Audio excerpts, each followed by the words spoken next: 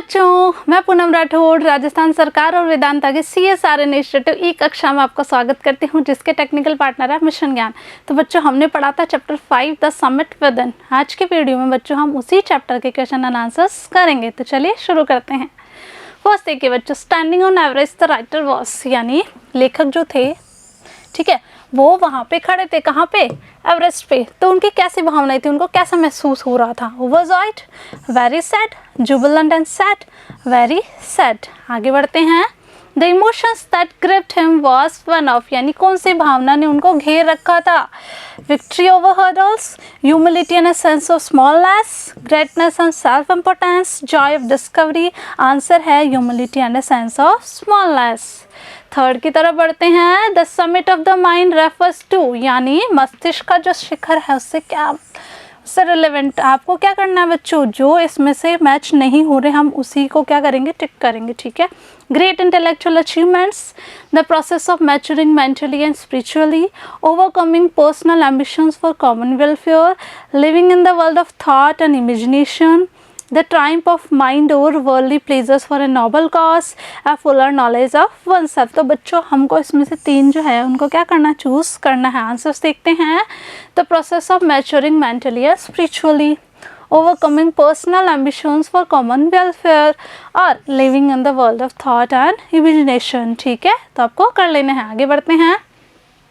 What are the three qualities that played a major role in the author's climb, यानी जब लेखक ने Everest पे चढ़ाई की थी तो तीन क्वालिटीज कौन सी थी जिन्होंने क्या किया था? मेजर रोल प्ले किया था, महत्वपूर्ण भूमिका निभाई। एंड्योरेंस यानी सहन शक्ति, परसिस्टेंस यानी दृढ़ संकल्प, एंड विल पावर यानी इच्छा शक्ति are the three qualities that played a major role in the author's climb.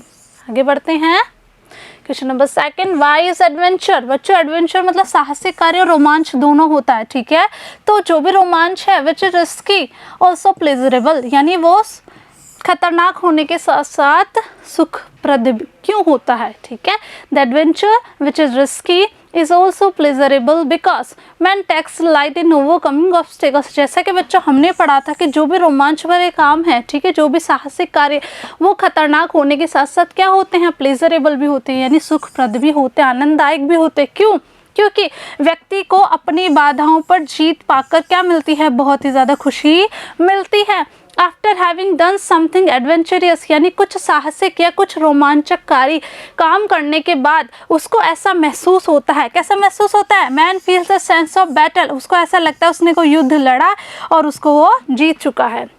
Man has the feeling of victory and happiness, कैसी भावनाएं आती है बच्चों उसमें? विक्ट्री यानी जीत की, और हैप्पीनेस यानी खुशी की।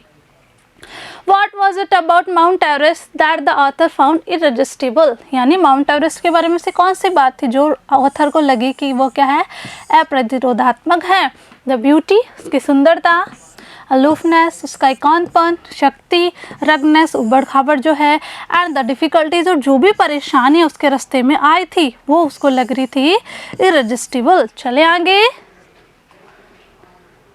One does not do it for fame alone, एक व्यक्ति जो भी है वो सिर्फ इसको प्रसिद्धि के लिए नहीं करता। What does one do it for really, तो वास्तव में किसके लिए करता है?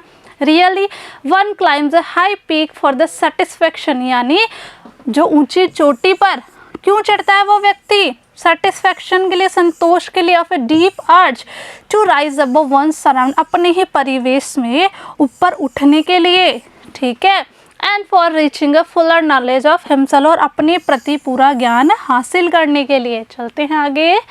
ही becomes conscious in a special manner of his own smallness and large universe. हमने पढ़ा था बच्चों कि जो व्यक्ति है कहाँ चढ़ता है? वो जो भी पर्वतों पे ऊंचाई पे चढ़ जाता है तो वो जागरूक हो जाता है अपने प्रति, इस यूनिवर्स, इस विश्व में अपनी लघुता के प्रति वो जागरूक हो जाता है। This awareness defines an emotion, और ये जागरूकता एक इमोशंस के बारे में बताती है। वो इमोशन कौन सा है? The emotion mentioned in the first paragraph is humility, ठीक है। आगे बढ़ते हैं। What were the symbols of reverence left by members of the team on Everest? तो बच्चों हमने स्टोरी में पढ़ा था कि जो टीम मेंबर्स थे वो सम्मान पूर्वक वहाँ पे क्या छोड़ के आए थे? कुछ चीज़ें वहाँ पर छोड़ के आए थे। जानते हैं क्या क्या थी? A picture of Guru Nanak. तो गुरु नानक साहब की फ़ोटो वहाँ पे किसने छोड़ी थी? Very good, HPS Ahluwalia sir ने। Picture of goddess Durga, very good. ये किसने छोड़ी थी? रावतसन ने। And the relic of the Buddha were the symbols of reverence left by members of the team on Everest. और बुद्ध भगवान के जो अवशेष थे, ठीक है, वो वहाँ पे स्मृति के रूप में छोड़ के आए थे। अब बच्चों, जो एडमंड हिलेरी थे, ठीक है, उन्होंने क्या छोड़ा था? एडमंड हिलेरी ने, उन्होंने क्रॉस दबाया था। Very good. कहाँ पर? जो भी चट्टानें थी, ठीक है, चट्टानों, जो पत्थरों का ढेर था उसके नीचे वो एक क्रॉस दबाकर आए थे। कौन? Edmund Hillary. चले आगे। What according to the writer did his experience as an Everester teach him? कि लेखक के अनुसार उनके जो अनुभव थे, ठीक है, एज एवरेस्टर, उन्होंने उनको क्या क्या सिखाया, ठीक है, उनसे उन्होंने क्या क्या सीखा या क्या क्या सीखते? अकॉर्डिंग टू राइटर के अनुसार हिज एक्सपीरियंस, उनके अनुभव as an Everester taught him, क्या सिखाया? To face life order resolutely, यानी जीवन में जो भी मुश्किलात आती, जो भी अग्नि परीक्षाएं हैं, उनको हिम्मत के साथ उनका सामना करना उन्होंने सीखा। चलते हैं आगे। देखिए बच्चों, question number 2, right a sentence against each of the following statement. एक सेंटेंस है आपका, the experience changes you completely. ये जो अनुभव है वो आपको पूरी तरीके से बदल देता है, परिवर्तित कर देता है। One who has been to the mountains is never the same again, यानी जो एक बार पर्वतों पे चढ़ के आ जाता है उसमें बहुत सारे बदलाव आ जाते हैं। कि देखते हैं, man takes delight in overcoming obstacles. पढ़ा था हमने क्या? कि man has eternal love for adventure, रोमांच के प्रति, साहसिक कार्यों के प्रति व्यक्ति का क्या है बच्चों? एटर्नल लव, शाश्वत प्रेम है। Overcoming obstacles inspire to face life's ordeals resolutely, यानी जो भी बाधाएं आती हैं, ठीक है, वो क्या करती है? उसको प्रेरित करती है कि जीवन में जो भी बाधाएं आती हैं उनको किस तरीके से उनका सामना करना होता है। Mountains are nature at its best. हमने पढ़ा था बच्चों स्टोरी में कि जो माउंटेन्स है, ठीक है, पर्वत जो है, उनको प्रकृति का सर्वोत्तम रूप बताया गया है, ठीक है, यानी बहुत अच्छा बताया गया है, उनको बेस्ट बताया गया है। The beauty and majesty of mountains pose a great challenge. They are a means of communion with God. हमने बच्चों पढ़ा था स्टोरी में कि राइटर ने बताया था कि मुझे ऐसा लगता है जो पर्वत है, ठीक है, वो हमारा क्या करते हैं? वो एक साधन का काम करते हैं भगवान के साथ हमारी बातचीत करने में, ठीक है। आगे चलते हैं। The going was difficult but the after effect वो सेटिस्फाइंग, यानी वहाँ पे जाना तो बहुत मुश्किल होता है, लेकिन उसके बाद के जो प्रभाव होते हैं, उसके बाद के जो परिणाम होते हैं, वो बहुत ही सेटिस्फाइंग, बहुत ही संतोष देने वाले होते हैं। You wonder why you ever undertook the ascent. आप अपने आप से हैरान होते हैं, अपने आप से ये प्रश्न करते हैं कि मैंने इस चढ़ाई को प्रारंभ क्यों किया, क्यों शुरू किया। It teaches you much about the world and about yourself. आपको ये बहुत कुछ सिखाती है बच्चों, संसार के बारे में और आपके स्वयं के बारे में। The physical conquest of A mountain is really spiritual experience, ठीक है, यानी माउंटेन पे फिजिकल जीत हासिल करना क्या है? एक स्पिरिचुअल एक्सपीरियंस भी है। The experience is not merely physical, कि ये सिर्फ एक भौतिक या शारीरिक ही एक्सपीरियंस नहीं है, अनुभव नहीं है।